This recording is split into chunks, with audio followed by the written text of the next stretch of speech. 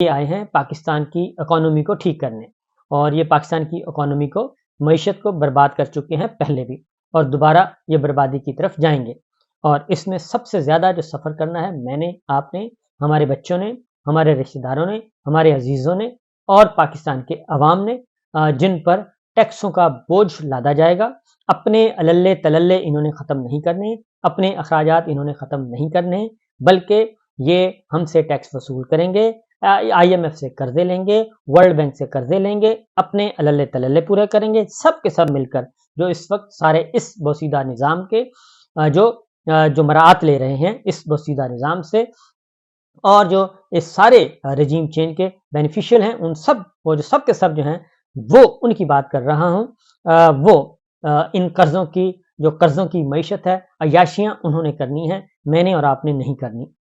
صورتحال یہ ہے کہ وزیر اعظم شہباز شریف صاحب کل انہوں نے لیا اوتھ، اور اس کے بعد کی ایک تقریر جس میں انہوں نے اپنے آپ کو لیڈر آف اپوزیشن منتخب ہونے پر مبارکباد دی، اور وہ پوری دنیا میں اس وقت ایک مذاق بنا ہوا ہے۔ صورتحال یہ ہے کہ ایف بی آر نے کل انہوں نے تقریر کی ایک، اور تقریر سے 2-4 جملے بولے، اور 2-4 جملوں میں وہی 2-4 جملوں کو ایف بی آر نے عملی جامہ پہنایا، اور ایف بی آر نے برآمد کنندگان کو 65 ارب روپے کے تمام واجب الادا ریفنڈ جاری کر دیے۔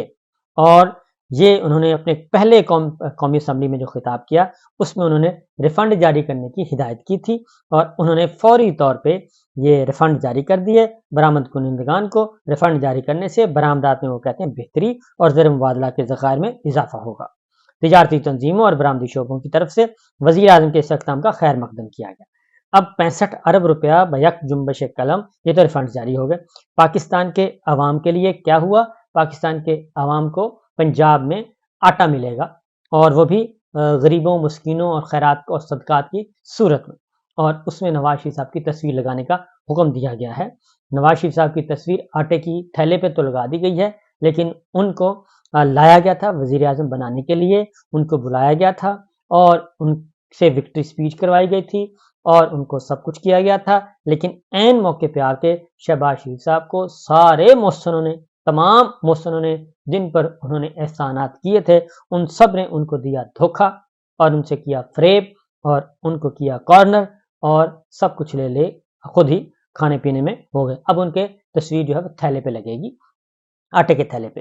تو یہ تو ہو گیا جی میاں صاحب کا معاملہ، اور آگے بڑھتے ہیں کہ ابھی اس معاملہ یہی نہیں ختم ہوگا، یہ تو 65 ارب روپیہ، اور پاکستان کے عوام کو کیا ملا وہ بھی میں آپ کو بتا دیتا ہوں۔ مزید آپ سنیے گا کہ پاکستان کے عوام کو کیا ملا۔ آئی ایم ایف کے ماہرین نے اپنی رپورٹ حکومت پاکستان کو بھیج دی ہے۔ نئی منتخب حکومت سیل ٹیکس کی چھوٹ ختم کرے۔ آئی ایم ایف نے یہ کہا ہے چینی سمیت کھانے پینے کی تمام اشیاء رعایتی ٹیکس ختم کیے جائیں، کھانے پینے اور ادویات پر سیل ٹیکس 18% کیا جائے، اور پیٹرولیم مصنوعات پر سیل ٹیکس 0 سے بڑھا کر 18% کیا جائے۔ نئی منتخب حکومت 1300 ارب روپے ٹیکس لگائے۔ اور آئی ایم ایف کے ماہرین نے دسمبر 2023 میں پاکستان کا دورہ کیا تھا، اور آئی ایم ایف ماہرین نے فروری 2024 میں اپنی رپورٹ پاکستان بھیجی ہے، اور آئی ایم ایف ماہرین نے بجٹ سے پہلے اور بجٹ کے موقع پر ٹیکس تجاویز بھی دے دی ہیں۔ مزید انہوں نے کیا کہا ہے یہ بھی آپ کو بتا دیتا ہوں، کیونکہ do more and do more and do more کا مطالبہ مسلسل آ رہا ہے۔ اور یہ سادہ زبان میں اگر میں آپ کو بتاؤں تو خوراک، دواؤں یعنی کہ کھانے پینے کی اشیاء، ہماری دواؤں، پیٹرولیم مصنوعات اور اسٹیشنری سمیت متعدد اشیاء پر 18% جنرل سیز ٹیکس نافذ کرنے کا حکم ہوا ہے، اور جو کہ اس سے بچا نہیں جا سکتا، اور اس میں غیر پروسیس شدہ خوراک بھی شامل ہے، اسٹیشنری اشیاء بھی شامل ہیں، ادویات بھی شامل ہیں، اور دیگر مصنوعات بھی شامل ہیں۔